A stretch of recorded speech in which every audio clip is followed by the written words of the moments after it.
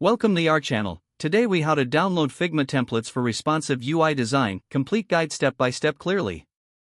To download Figma templates for responsive UI design, start by opening your web browser.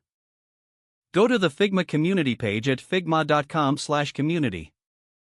You can use the search bar at the top to look for specific templates. Type in keywords like responsive UI design to find relevant templates. Once you see the search results, browse through the options. Click on any template that interests you to view more details. Take a moment to review the template description and its previews. If you decide to use it, look for the duplicate button in the top right corner.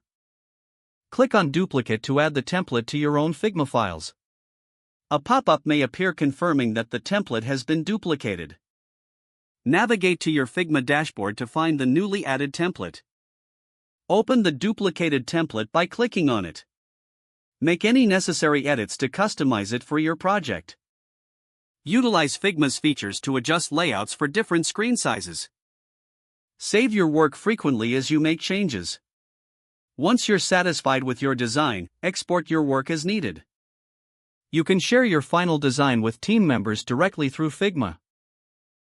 This allows for real-time collaboration on your responsive UI project. Continue to explore the Figma community for more templates and resources. Stay updated with new templates that align with the latest design trends. Now you are ready to create stunning responsive designs using Figma templates. If the page does not load, refresh the browser or try again in a private or incognito window.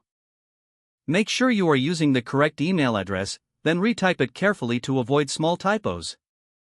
If your password is not accepted, use the reset option and create a new strong password you can remember. Check your spam folder for verification or security emails, then complete any requested confirmation steps. Enable two-factor authentication if available to improve account security and reduce unauthorized access risk.